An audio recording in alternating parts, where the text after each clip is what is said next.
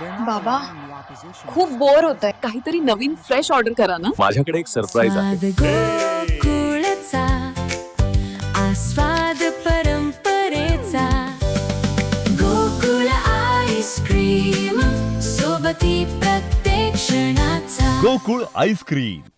नमस्कार, मी गायत्री स्वामी आणि आपण पाहत आहात सकलम. 2 दिवसापूर्वी पंतप्रधान नरेंद्र मोदी यांनी आखातातील युद्धाच्या पार्श्वभूमीवर जनतेला आवाहन केलं की देशाला मोठ्या आर्थिक संकटातून वाचवण्यासाठी पुढच्या 1 वर्षासाठी तुम्ही सोने खरेदी टाळा, वर्क फ्रॉम होम करा, परदेशी प्रवास टाळा, इंधनाची बचत करत सार्वजनिक वाहतुकीचा वापर करा, घरात खाद्यतेलाचा वापर कमी करा, ज्यामुळे देशाची आर्थिक व्यवस्था आणि तुमचं स्वास्थ्यही चांगलं राहील. आणि याची घोषणा त्यांनी एका प्रचार सभेत केली. यावरून विरोधकांनी सरकारवर हल्लाबोल केला. सर्व स्तरातून देशभरात सामान्य लोकांनी संतप्त प्रतिक्रिया दिल्या. एकीकडे देशाला पुरेल एवढे 2 महिन्याचं तेल आपल्याकडे आहे असं सरकार सांगतंय, तर दुसरीकडे अचानक असे सल्ले देतंय. यामुळे लोकांमध्ये अस्वस्थता वाढली आहे. त्यामुळे साहजिकच नक्की देशाची आर्थिक परिस्थिती ठीक आहे ना? आपल्याकडे इंधनाचा खरंच उपलब्ध साठा आहे का? हे वापरू नका, ते कमी करा, अशी सांगायची वेळच का आली? पंतप्रधान मोदींनी हे आव्हान का केलं? अचानक असं काय झालं? याचा नेमका अर्थ काय? या सर्व प्रश्नांचा उहापोह आपण आजच्या भागात करूयात. आखाती युद्धाची झळ भारताला पोचत आहे. यामुळे वर्षभरासाठी सोनं खरेदी करू नका, परदेशात जाऊ नका आणि तेलही कमी वापरा.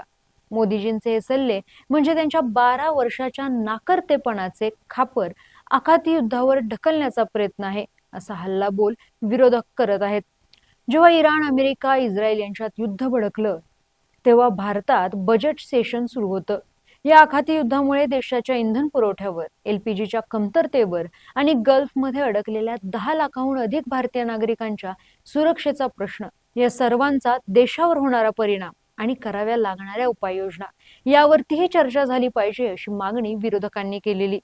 मोदीजींनी यावरती भाष्य केलेलं आहे. यावरती चर्चा करण्यासारखं काही नाही असं म्हणत विरोधकांची रास्त मागणी सरकारने फेटाळून लावलेली. परराष्ट्र एस जयशंकर इराण भारत मित्रत्वाचे गोडवे गात होते. पेट्रोलियम मंत्री इंधनाचा, एलपीजीचा मुबलक साठा आहे असं सांगत होते. पण लोकांमध्ये जी घाबरगुंडी उडायची होती ती उडलीच. पेट्रोल पंपावर रातोरात सगळीकडे लांबच लांब रांगा लागल्या. सीएनजी साठीची तीच बोंब. तेव्हाही पेट्रोल वापरण्यावर मर्यादा आणत प्रशासनाने इंधन पुरवठा सुरळीत केला. तेव्हाही पेट्रोलच कमी आहे कारण कंपन्यांनी पैसे भरले नव्हते, अशा चर्चाही होत्या. त्यातच सरकारने तेल कंपन्यांना दिलासा देत सूट दिलेली. पण वाढत्या तेलाच्या दराचा भार, एलपीजी शॉर्टेज सामान्य लोकच सोसत होते. हे एवढं सगळं होत असतानाही अचानक मोदीजींनी तेल वापरावर, सोनं खरेदीवर मर्यादा असायला हव्यात असं सांगितलं. याचं कारण आपल्याकडे इंधनाचा मुबलक साठा होता असं नाही, तर क्रूड ऑइलच्या किमती जेव्हा वाढत होत्या तेव्हा जगभरातील सरकार पेट्रोलच्या किमती वाढवत होतं. फक्त भारतातच ते घडलेलं नव्हतं. याचं प्रमुख कारण आहे देशात येऊ घातलेल्या 4 राज्य व 1 केंद्रशासित प्रदेशातील निवडणुका, असा आरोप विरोधकांनी केलाय.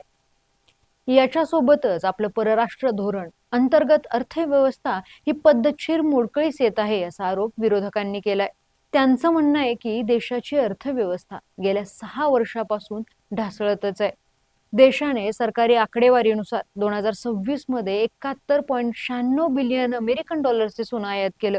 लिबरलाइज्ड रिमिटन्स स्कीम याच्या माध्यमातून भारतीय रहिवासी 2,50,000 अमेरिकन डॉलर्स पर्यंत परदेशात मुक्तपणे पैसे पाठवू शकतात.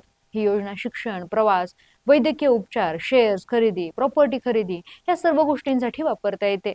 आणि 2026 मध्ये या LRSच्या एकूण 28.5 बिलियन अमेरिकन डॉलर्स पैकी 16 बिलियन अमेरिकन डॉलर्स हे फक्त प्रवासावर खर्च केले गेले. तर 2016 मध्ये 17 ते 19 बिलियन अमेरिकन डॉलर रुपयाची खते आपण आयात केली. तरी यंदा 333 बिलियन अमेरिकन डॉलर्स एवढी वस्तू व्यापार तूट, जी मागील 6 वर्षातील सर्वात जास्त आहे. आखाती युद्धामुळे तेलाच्या किमतीत भडका उडाला. पण याचं खरं कारण आहे मोदीजींचं फसलेलं परराष्ट्र धोरण, ते धाकट दडपशाही करणारे ट्रम्प यांच्याशी जिवलग मित्रता. यामुळे स्वस्तात मिळणारं रशियन तेल सोडून ट्रम्प म्हणेल ते ऐकण्याचा सपाटा मोदीजींनी लावला. आणि त्याचं फलित म्हणून आज सामान्य जनतेला युद्धाच्या झळा फक्त LPG पेट्रोल यांच्या बंधनावर येणार नसून त्यांच्या पोटावरच पाय आलेला आहे असा आरोप विरोधकांनी केला. सरकारी आकडेवारीनुसार 2024 साली भारताची तेलाची आयात $132 बिलियन होती. तेव्हा आपल्याला तेल आयातीची व्याप्ती तेवढीच असली तरी रशियाकडून आपला स्वस्त तेल मिळत होते. आणि अचानक 11 मार्च 2026 रोजी प्रति बॅरल क्रूड तेलाची किंमत $113 वर गेली. एकीकडे रशियाकडून मिळणारी सवलतही बंद झाली आणि पुन्हा रशियाकडून तेल खरेदी करण्यासाठी अमेरिकेच्या परवानगीची गरज भासली. यामुळे नाचक्कीही झाली.